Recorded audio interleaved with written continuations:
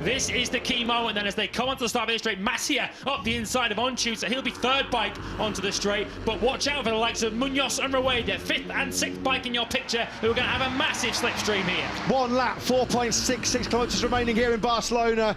The top group, 14 riders covered by just over 1 second. Ryusai Yamanaka trying to make further progress. Even Ortola, the pole man, has dropped all the way to the back of this lead group. This could be a disaster then for Ortola, who came over the line in at 9th place. He's dropped back down to 13th or 14th. Ortola surely out of podium contention here. So Holgado defended it into turn 1. Alonso and Massia, though, queuing up behind him. Turns 4 and 5 are your next opportunities. This is the right-hander of 4 coming up. We're looking back at the 80 of Alonso, who's thinking about the leader, but Massia's coming through. Massia's got him. Massia's overtaking in this Grand Prix has been a sight to behold. He's used all of that experience. Grand Prix start number 102. He got through an Alonso at 4. He's now got through on Holgado at 5. The number 5, the Leopard Honda man, really showing his teeth here. It's Massia that leads through the high-speed turn 6 kink. On the brakes now into 7, they flick it left. Oh, Munoz through. Munoz took 2 into 1. Back in a third. Onju's been pushed back to 4th. The man has done so much leading in this Grand Prix. This is all about the final sector.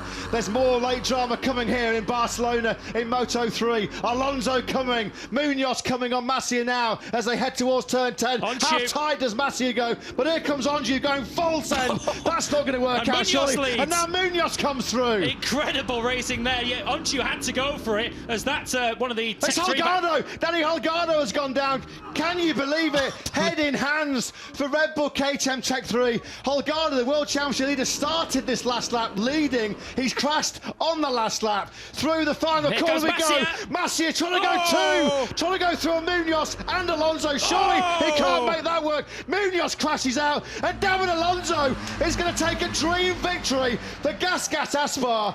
David Alonso takes his 2nd win the last 3 Grand Prix. It is the hat-trick for Gasgas Aspar. They won with Sergio Garcia 2 years ago, Ethan Guevara last year, and David Alonso wins an unbelievable final lap. That last lap had a season's worth of drama that it crammed into, what, 1 minute and 50 seconds? Absolutely sensational racing, as it so often is in Moto3. David Alonso wins it by just 700 of a second from Massia. Onju takes 3rd. Have you ever seen a last lap like that in your life? So much happened. Holgado led it until we got to turn 5 on the final lap. Onchu went for the Hail Mary into turn 10. He's 4th bike in your picture. He sends it speedway style. Look at Munoz, who just rides through the gap. It opens up perfectly for him, and there goes Holgado, who just has his own crash. Well, was there a little bit of a clip from behind him? We'll try and find out, but Holgado, dearie me, he was on course to be potentially 40. At the start of that last lap, he was over 40 points clear in the World Championship. He just drops just all of his own crash, just trying desperately to get the power back on from the previous camera angle. Wasn't sure if there was maybe a little bit of contact between him and Rueda. And then it got even more dramatic, as if it could do. Munoz then leading over the hill out of turn 12, 2 corners away from his 1st Grand Prix victory. He must have thought it was coming at this moment in time. Alonso and Massia, though, directly behind him. Here goes Massia, look at this. How did Alonso thread the needle there? And then it's Onchu who comes through, and of course as Munoz is trying to slot back into the racing line, 2 into 1 again. There's just 2 riders going for one piece of racetrack, because Munoz is coming from out wide trying to take the racing line back again, and he's got the 53 in the way. Yeah, well, a sarcastic thumbs up there from David Munoz, who's dished out a fair few aggressive moves himself. Well, that's late heartache, isn't it? That's cruel in the extreme for Munoz. How close was that? There's nothing wrong with Jamal Massi's ambition there, was he? He was trying to go full send on the inside of Alonso and Munoz in that final corner. When all's said and done, that's how you celebrate a victory, and in such dramatic fashion. Barcelona 2023 Moto3 will live long in the memory, won't it? We thought it was going to be another Catalunya Classic. It lived up to all the hype.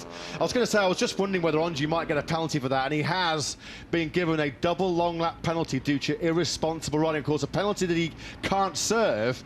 So whether they're going to give him a time penalty now. That'll be 6 seconds. Yeah, yeah, 6-second penalty. That will relegate him all the way down to 12th place. So that promotes his teammate, Jose Antonio Rueda, into a first Moto3 podium. And in terms of the championship, the undue penalty. He can't believe it. He's being instructed. Sorry, Dennis. Too much of a menace at the end of that Grand Prix, unfortunately. This is the replay. Look at Massio on the inside of Alonso. How on earth did Alonso find his way through there? And on the inside, Anju will say, well, he was fully committed to his line. What could he do? He was leaning to the right as well, but...